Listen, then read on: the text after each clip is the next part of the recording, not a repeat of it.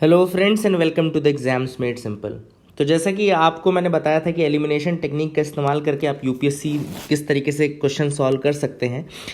कुछ क्वेश्चंस के एग्जांपल लेकर के मैं आपको दिखाना चाहता हूं कि कैसे एग्जैक्टली ये एलिमिनेशन की टेक्निक काम करती है and how does it work. ठीक है ना। तो we will take some examples of the questions जो कि एक एक करके अपन देखेंगे।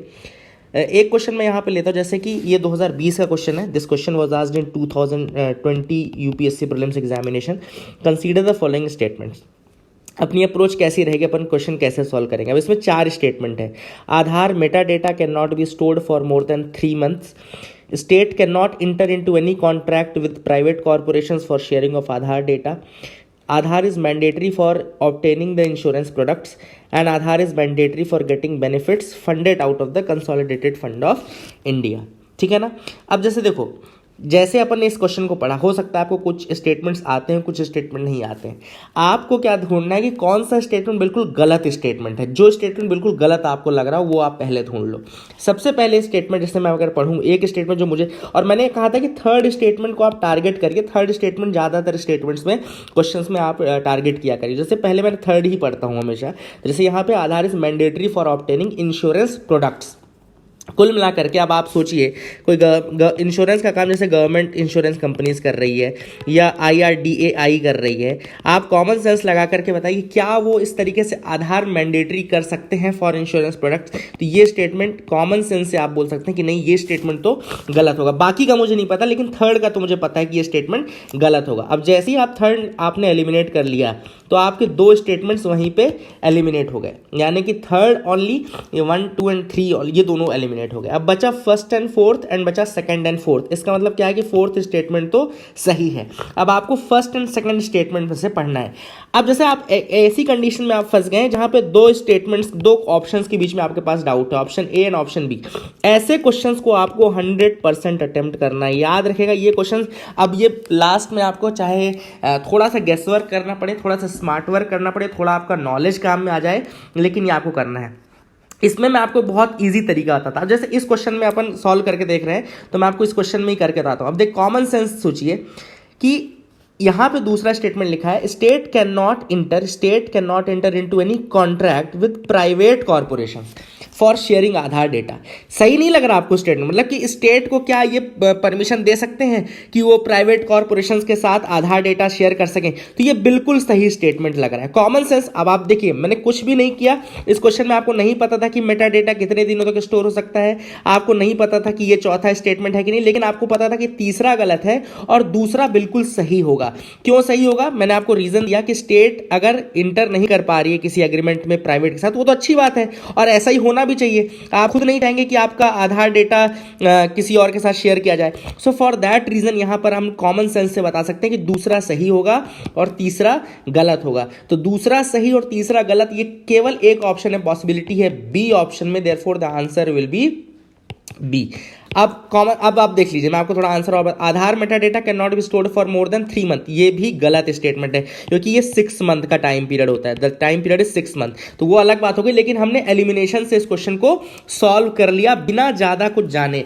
सिर्फ कॉमन, थोड़ा इंटेलिजेंट वर्क तो आपको करना पड़ेगा, लेकिन इस तरीके से क्वेश्चन हो जाएगा। That is the thing which is very important. ये मैं आपको एक चीज बताना चाहता था, ठीक है ना। एक और क्वेश्चन है, एमपी लैड्स का क्वेश्चन है। With reference to the funds under member of parliament MP LADS consider the following statements. ठीक है ना। अब यहां पे भी 4 स्टेटमेंट दिए हैं। इसमें भी जैसे, अब मैं आपको बताता हूं तीसरा स्टेटमेंट, फिर अपन ने तीसरा स्टेटमेंट टारगेट किया। ये मेरी टेक्निक है। MP LADS funds are sanctioned in yearly basis, बिल्कुल सही बात है।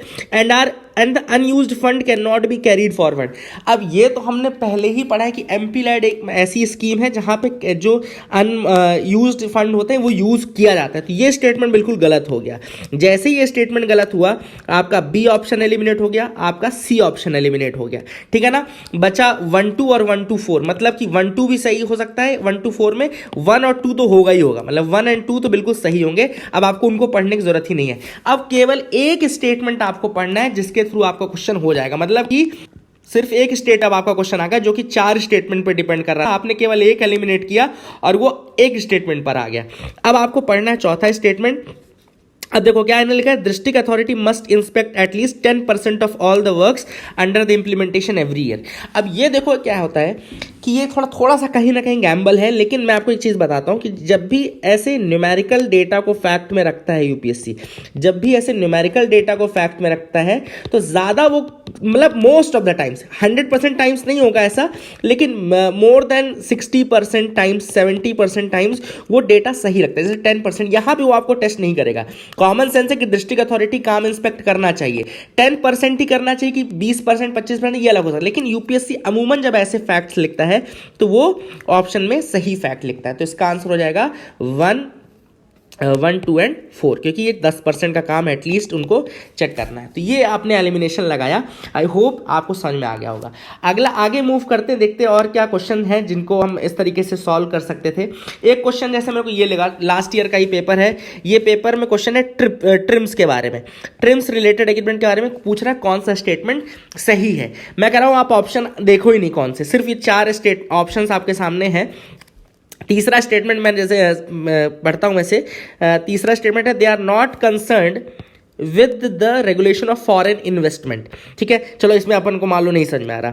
तो they apply to investment measures related to trade in both goods and services. यहां पे देखो ये फंस गए। अब ट्रेड रिलेटेड इन्वेस्टमेंट जो मेजर्स है, अगर आपने ट्रिम्स एग्रीमेंट थोड़ा सा भी पढ़ा होगा, ट्रिम्स को थोड़ा सा भी पढ़ा होगा, तो ट्रेड रिलेटेड है। ट्रेड में ज्यादा इसमें जो विजिबल्स है, नेट विजिबल्स के लिए है, ट्रिम्स जो है वो नेट विजिबल्स के लिए है, इसलिए सिर्फ गुड्स के लिए होगा, सर्विसेज के लिए नहीं होगा। तो यहां पर दूसरा स्टेटमेंट गलत हो जाएगा। जैसे ही दूसरा आपने एलिमिनेट किया, आपके 3 ऑप्शंस एलिमिनेट हो गए। Answer will B C, 1 and 3। ठीक है ना, सिंपल सा क्वेश्चन था ये। जैसे आपने दूसरा, मैंने देखो मुझे तीसरा स्टेटमेंट ज्यादा नहीं पता था, लेकिन सेकंड का पता था सिर्फ मुझे स्टेटमेंट का कि सेकंड का क्या होगा। सेकंड में सिंस मुझे पता है कि ट्रिम्स का जो एग्रीमेंट है वो केवल और केवल goods only, strictly goods only है, इसलिए आपका वो स्टेटमेंट गलत हो जाता है। और 1 and 3 will be the answer, जैसे कि हमने 3 ऑप्शन एलिमिनेट कर दिए। ठीक है ना।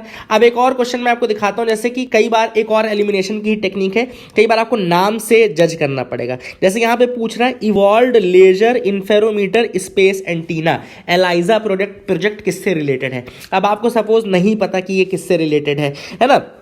वैसे तो आपको लीसा के नाम से ही क्लियर हो जाना चाहिए था, लेकिन मान लो नहीं क्लियर हो रहा है, तो आपको पता है कि इसमें स्पेस एंटीना है, स्पेस एंटीना नाम आ रहा है, स्पेस एंटीना। अब जिसको बिल्कुल नहीं पता, देखो क्या न्यूट्रिनो डिटेक्ट करने के लिए आपको स्पेस एंटीना की जरूरत पड़ेगी? जरूरी नहीं है। ठीक है ना। उस साल ऐसे एक्चुअली में ये तो न्यूज़ में भी था, बहुत ज़्यादा न्यूज़ में था, तो ऐसे क्वेश्चन को तो आपको बनने भी चाहिए। देखो कुछ क्वेश्चन तो आपको एज इट इज़ बनने ही चाहिए, है ना। मिसाइल डिफेंस सिस्टम, जिसको बिल्कुल नहीं पता उसके लिए बता रहा हूँ कि मिसाइल डिफेंस सिस्टम के लिए आप बिल्कुल एलिमिनेट कर सकते हैं, आपको स्पेस एंटीना की जरूरत नहीं है मिसाइल उसको पढ़ने के लिए। ठीक है ना। थोड़ा कन्फ्यूजन आपको ग्रेविटेशनल वेव्स में आता और आपको थोड़ा सा इसमें आता, तो अब आपने जिसमें पढ़ा है वो इसको आसानी से ग्रेविटेशनल वेव्स टिक कर सकता था। ठीक है ना। और एक क्वेश्चन जैसे मैं आपको दिखाता हूं, गुड्स एंड सर्विसेज टैक्सेस का क्वेश्चन है। What is the most likely, question थोड़ा ध्यान से देखना, इसमें एक अच्छी टेक्निक मैं आपको बताऊंगा। Most likely advantage of implementing goods and services taxes. यहां पे देखो कुछ वर्ड्स आपको पढ़ने हैं जो एक्सट्रीम वर्ड्स हैं, एक्सट्रीम वर्ड्स पे ध्यान देना। जैसे यहां पे लिख दिया it will drastically reduce the current account deficit. ठीक है, रिड्यूस करेगा मैं मानता हूं, लेकिन ड्रास्टिकली रिड्यूस करेगा या थोड़ा बहुत कम रिड्यूस करेगा ये अपन नहीं बता सकते ना। रिड्यूस करेगा अपन बोल सकते हैं, ड्रास्टिकली रिड्यूस करेगा ये एक्सट्रीम वर्ड हो गया। तो हमको ये समझ में आ गया कि दूसरा स्टेटमेंट तो भैया गलत है। दूसरा जैसे ही गलत हुआ तो आपके ये ऑप्शंस हट गए। अब बचा क्या, 1 एंड 3। अब थर्ड में देखो इट विल इनॉर्मसली इंक्रीज, यहां पे भी सेम गलती यूपीएससी ने की, मतलब यूपीएससी ने गलती नहीं की, यूपीएससी ने तो ट्रिक किया आपको, और यहां पे उन्होंने इनॉर्मसली लिख दिया। इनॉर्मसली जैसे ही लिखा, ये भी एक एक्सट्रीम वर्ड है। एक्सट्रीम वर्ड होता ही जैसे आपने देखा तो ये आपने सेकंड थर्ड भी एलिमिनेट कर दिया। आंसर क्या हो गया, A1 ओनली। अब आपने पहला तो पढ़ा भी नहीं, सिर्फ और सिर्फ आपने एक्सट्रीम वर्ड से ही इसको एलिमिनेट करके देख लिया आंसर। ठीक है ना।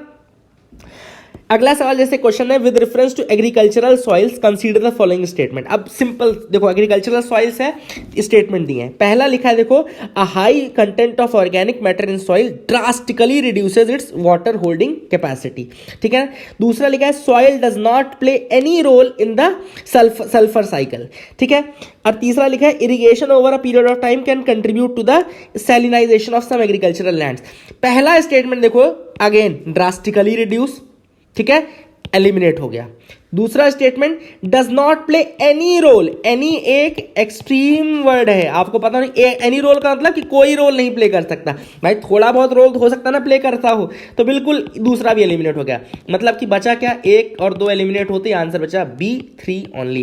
तो आपको कुछ नहीं बनता तो भी आप एलिमिनेशन से ये क्वेश्चन सॉल्व कर सकते हैं। I hope you got clarity regarding these techniques. And ये टेक्निक्स अगर आप यूज करते हैं, कुछ एक्सट्रीम वर्ड्स को ध्यान में रखते हैं, कुछ नॉर्मल जो मैंने आपको बताया कि कुछ कॉन्सेप्ट आपको ध्यान में रखने हैं, तो वहां अगर आप इन चीजों को ध्यान रखते हैं तो आप बहुत सारे क्वेश्चन कर पाएंगे। I hope you got clarity. Thank you, have a nice day.